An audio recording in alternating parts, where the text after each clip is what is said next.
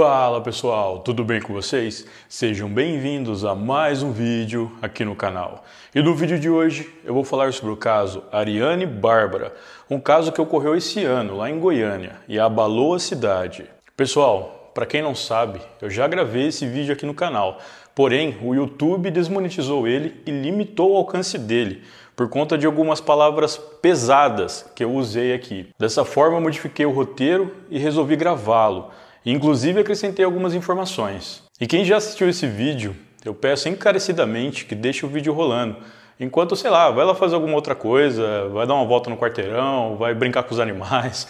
Ou então você pode assistir de novo, porque isso me ajuda bastante. Então, sem mais delongas, bora pro vídeo. Ariane Bárbara Laureano de Oliveira tinha 18 anos e era natural de Goiás. Ela estudou no Colégio Estadual Professor Pedro Gomes, localizado na cidade de Goiânia, cidade em que Ariane morava com a mãe, a cabeleireira Eliane Laureano da Silva, de 35 anos. A jovem tinha o sonho de se tornar veterinária. No entanto, havia parado os estudos por ser motivo de piada na escola devido à sua baixa estatura. Ela, inclusive, iria retomar os estudos em outro colégio, um particular que sua mãe já havia até começado a pagar. Segundo Eliane, ela tinha uma relação muito boa com a filha e, apesar de ser mãe solteira, fazia de tudo para dar o melhor para ela. Eliane disse também que a filha nunca usou drogas e nem se envolvia com algo do tipo e que ela costumava sair bastante, mas sempre falava onde estava e até enviava vídeos do local ao lado dos amigos.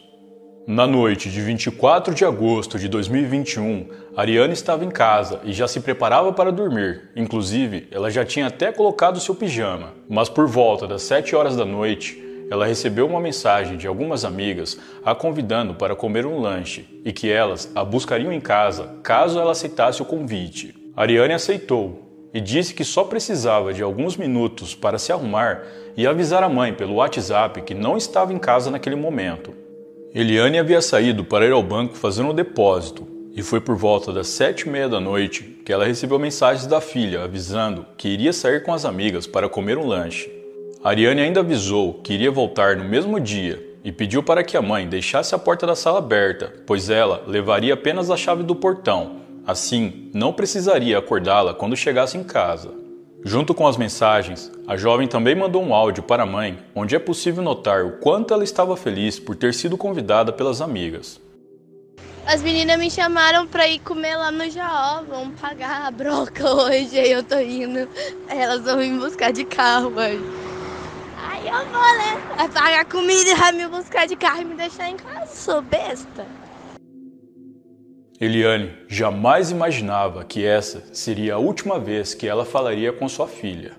Às 11h15 da noite, Eliane decidiu mandar mensagens para a filha, já que havia se passado algumas horas e a jovem não tinha mais entrado em contato, sendo que toda vez que saía, ela costumava mandar vídeos do local onde estava para a mãe não ficar preocupada, como eu já mencionei. Nas mensagens, Eliane perguntou para a filha que horas ela iria chegar, mas não obteve nenhuma resposta. No dia seguinte, Eliane se levantou e percebeu que a filha ainda não havia retornado para casa. Muito preocupada, ela mandou uma mensagem às 7h48 da manhã para a jovem, perguntando: "Ariane, cadê você?" E novamente, Eliane não obteve nenhuma resposta. Eliane então foi até a polícia e abriu um boletim de ocorrência reportando o desaparecimento de sua filha. 3 dias se passaram e a mulher não teve nenhuma notícia de sua filha. Desesperada, ela decidiu procurar a imprensa para pedir ajuda e dessa forma, o caso acabou repercutindo por todo o país.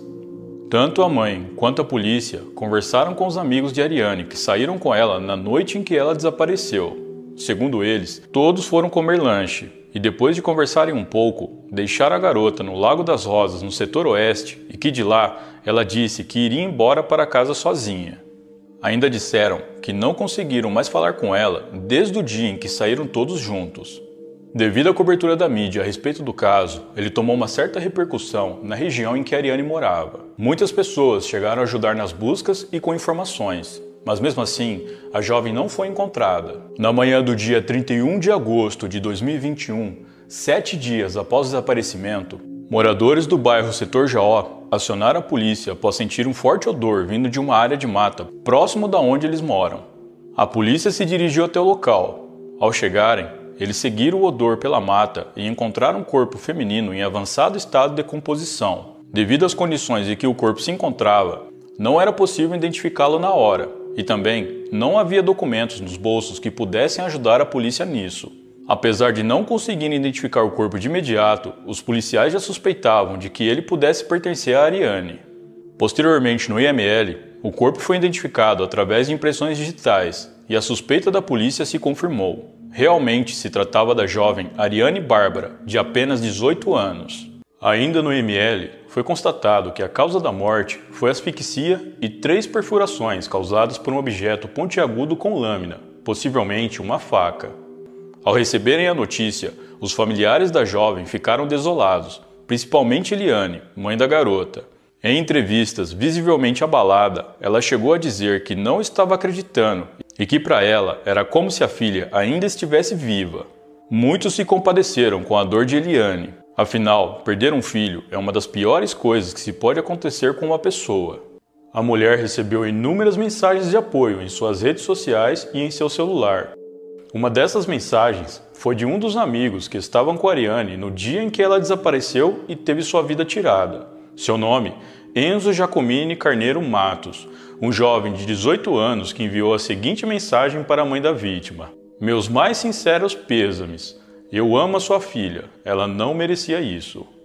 Devido ao estado do corpo, Ariane não pôde ser velada e teve que ser enterrada direto, o que causou mais dor nos familiares e amigos, que nem puderam se despedir dela de forma adequada. A notícia da morte da jovem abalou a cidade de Goiânia, ainda mais pelo fato da vítima ser tão nova e não ter nenhum envolvimento com o crime, fugindo totalmente do padrão das vítimas de crimes dessa mesma natureza.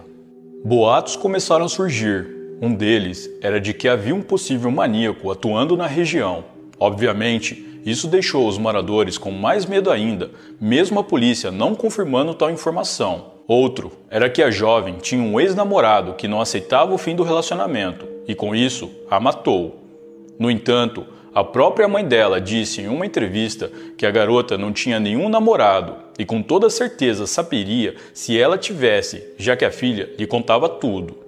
Mais tarde, a imprensa divulgou a informação de que Ariane não se relacionava com homens, fazendo com que o boato de que um possível ex-namorado seria o autor do crime fosse desmentido. A polícia teve que se desdobrar nas investigações para saber quem foi o autor ou autores desse crime brutal. Eles também evitaram falar com a imprensa para não atrapalhar nas investigações. De início, tudo apontava para um possível crime passional, por conta de como tudo aconteceu. Mas após coletar informações com amigos, familiares e principalmente com a mãe da vítima, os investigadores decidiram seguir outra linha de investigação, já que essa não se sustentava. Mais tarde, os investigadores descobriram através da mãe da jovem que ela vinha recebendo ameaças por conta de umas tatuagens que tinha feito e não pagou. Segundo Eliane, a filha contou a ela que estava sendo ameaçada por conta de uma pendência referente a tatuagens que tinha feito, mas não está claro como foram essas ameaças. Com essa informação, os investigadores decidiram ir atrás da pessoa que fez essas tatuagens. No entanto, segundo alguns portais de notícias, uma prima da jovem afirmou que não havia dívida nenhuma e que inclusive o tatuador responsável pelas tatuagens mandou um áudio para a mãe da vítima, afirmando que ele fez de graça as tatuagens em Ariane. Isso ficou meio confuso, já que a mãe da jovem afirmou que a filha disse a ela que estava sendo ameaçada por conta dessas tatuagens. Ou houve apenas um erro de comunicação, ou esse tatuador ficou com medo, já que se de fato ele ameaçou a garota, isso o colocava como o principal suspeito do caso. O funcionário da lanchonete onde supostamente Ariane esteve na noite em que sumiu, confirmou que ela realmente esteve lá. Ele disse aos policiais que ela lanchou na companhia de alguns amigos e que depois o grupo se dirigiu para o setor Jaó, que foi o bairro onde o corpo de Ariane foi encontrado. Apesar dos esforços da polícia, eles não tinham nenhum suspeito em potencial além do tatuador, que realmente parecia não ter envolvimento no crime. A família também não tinha ideia de quem poderia ser o responsável, ainda mais pelo fato de Ariane nunca ter se envolvido com coisas erradas, como eu já mencionei. Tanto a família quanto a polícia buscavam por respostas. Será que esse seria mais um dentre os milhares de homicídios que ocorrem todos os anos no Brasil e ficam sem solução? Não dessa vez. Em 15 de setembro de 2021, a polícia do Departamento de Homicídios de Goiânia prendeu 3 jovens suspeitos pelo crime contra Ariane Bárbara Laureano. Esses jovens eram os mesmos que convidaram a vítima para comer um lanche. São eles Raíssa Nunes Borges, de 19 anos, Jefferson Cavalcante Rodrigues, de 22, e Enzo Giacomini Carneiro Matos, de 18 anos. Sim, esse Enzo é o mesmo que enviou mensagens de pêsames para a mãe de Ariane, dizendo que amava a jovem e que ela não merecia isso. Agora, com a prisão dos possíveis autores do crime, restava saber por que eles fizeram isso com a garota e o que ela fez para eles para merecer um destino tão horrível. A verdade é que Ariane não fez nada para eles e o motivo do crime é tão banal que não dá nem para acreditar. Raíssa Borges, em seu depoimento para a polícia, afirmou que só fez o que fez porque ela queria saber se sentiria remorso ou não. Isso mesmo, Raíssa cometeu o crime contra uma jovem de 18 anos com a vida inteira pela frente pelo simples fato de ter uma dúvida delirante sobre si mesma. Ela disse que caso sentisse remorso pelo crime, saberia que estava errada sobre si mesmo, mas se não sentisse, teria certeza de quem ela realmente é. E segundo a polícia, ela não demonstrou nenhum remorso e muito menos arrependimento.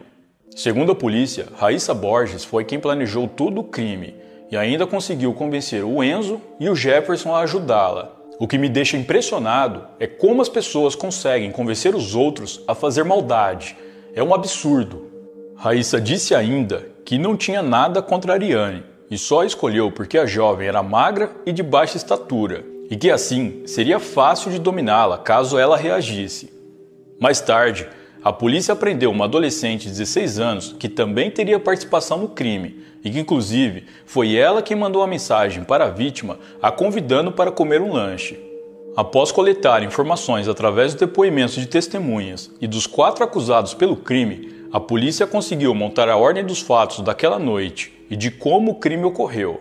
Segundo eles, na noite de 24 de agosto de 2021, Ariane estava em sua casa quando recebeu uma mensagem em seu celular da adolescente de 16 anos, a convidando para comer um lanche junto com mais alguns amigos. Isso foi por volta das 7 horas da noite. E a adolescente disse por meio das mensagens que ela e mais alguns amigos passariam na casa de Ariane para buscá-la e depois de comerem o lanche, a deixariam em casa novamente. A jovem ficou muito feliz com o convite e após ela ter aceitado, ela mandou mensagem seguido de um áudio para sua mãe, que não estava em casa, avisando que iria sair com alguns amigos, mas que voltaria no mesmo dia. Um pouco antes das 8 da noite, Raíssa, Jefferson, Enzo e a adolescente pegaram Ariane na frente da casa dela, no bairro Setor dos Funcionários. Em seguida, eles foram até uma lanchonete próxima ao Lago das Rosas, no setor oeste da cidade. Após lancharem, o grupo se dirigiu para o bairro Setor Jaó, a cerca de 7 quilômetros da onde eles estavam, e foi durante o percurso, ainda dentro do veículo, que Ariane foi morta. No veículo, Jefferson estava ao volante, Enzo estava no banco do passageiro, e atrás estavam Ariane, Raíssa e a adolescente. O grupo tinha planejado o crime um dia antes, e eles queriam que fosse tudo exatamente como planejaram. O plano consistia em colocar uma música no carro. Essa música foi escolhida especialmente por Raíssa, que queria que fosse tocada enquanto ela cometesse o crime. Ao colocarem a música no carro, ela tocou por um tempo, até que no momento combinado por eles em uma parte da música, Jefferson estalou os dedos. Esse seria o sinal para que Raíssa fosse para cima de Ariane. Raíssa tentou atacar Ariane, mas devido também ser magra e não ter muita força, a vítima conseguiu reagir e lutar contra ela. Enzo, percebendo que Raíssa não conseguiria lutar contra Ariane sozinha, decidiu pular para o banco de trás para ajudá-la. Ele assumiu a posição de Raíssa e dominou a jovem até que ela desmaiasse.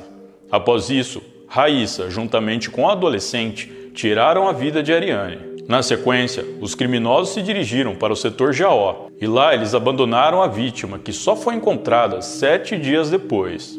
De acordo com algumas informações, Raíssa e a adolescente ficaram ajoelhadas ao lado de Ariane já sem vida por cerca de 10 minutos, mas não está claro o porquê que elas fizeram isso. O veículo utilizado no crime teve o porta-malas forrado com plástico para que Ariane fosse transportada sem deixar marcas de sangue no compartimento. Após o crime, o grupo ainda teria ido a uma lanchonete ao lado de um shopping, meio que para comemorar o feito. A polícia conseguiu chegar até os criminosos depois de verificarem câmeras de segurança ao redor da área onde Ariane foi encontrada. Através de imagens gravadas, os policiais foram capazes de identificar o veículo usado no crime e, posteriormente, o motorista que o conduzia naquele dia. Eles então foram atrás do homem, que era o Jefferson.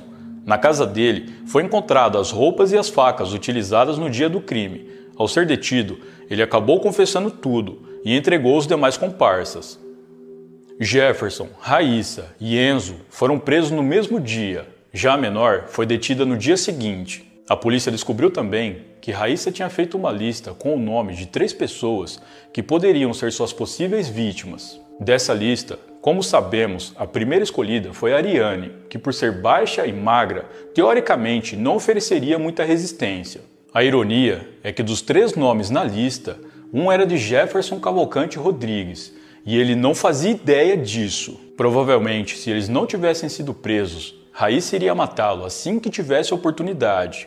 A polícia informou que nenhum dos acusados tinham passagens pela justiça e que todos eles eram meio reclusos, tranquilos e não parecia que seriam capazes de um ato tão terrível. Apesar disso, eles se declararam adoradores do bisonho e, em buscas na casa de Raíssa, a polícia encontrou um crucifixo virado de ponta cabeça. Isso levantou a teoria de que talvez o grupo fizesse parte de alguma seita e que tudo foi uma espécie de ritual. Essa teoria foi bastante explorada pela mídia e um jornalista chegou até a dizer que o grupo poderia ser apenas uma célula de algo maior e que mais vítimas poderiam surgir. Mas, até onde se sabe, a polícia não confirmou nenhuma dessas informações, fazendo crer que foi só um sensacionalismo barato. De acordo com Marcos Gomes, o delegado responsável pelo caso, cada participante do crime já tinha uma função pré-definida. A adolescente seria responsável por mandar mensagem para Ariane na intenção de atraí-la para a emboscada. Jefferson seria o responsável por levar o carro, as 2 facas que foram usadas no crime e forrar o porta-malas com sacos plásticos para que eles pudessem transportar o corpo da vítima até o local de desova.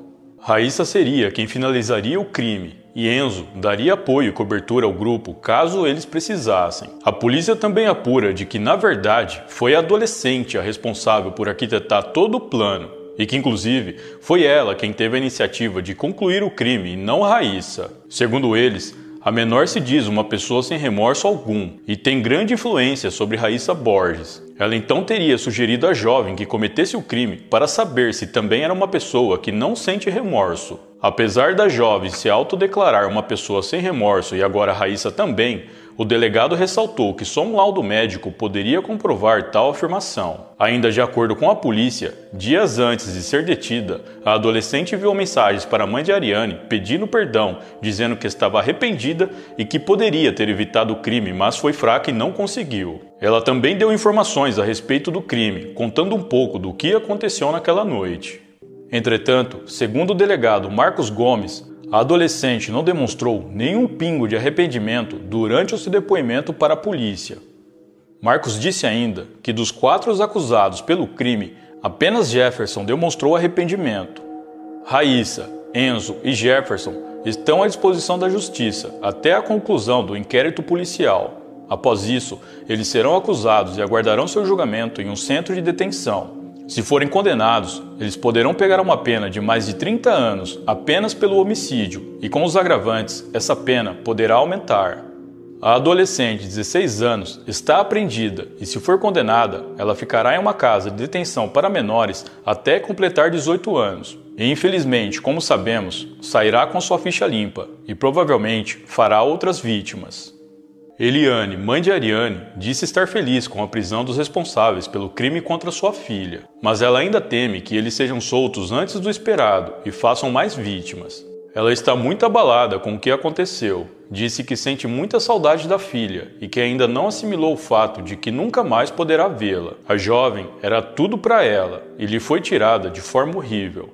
As 2 não eram apenas mãe e filha, elas também eram melhores amigas e compartilhavam tudo uma com a outra. Agora o que resta são apenas lembranças. Lembranças essas que Eliane jamais irá esquecer.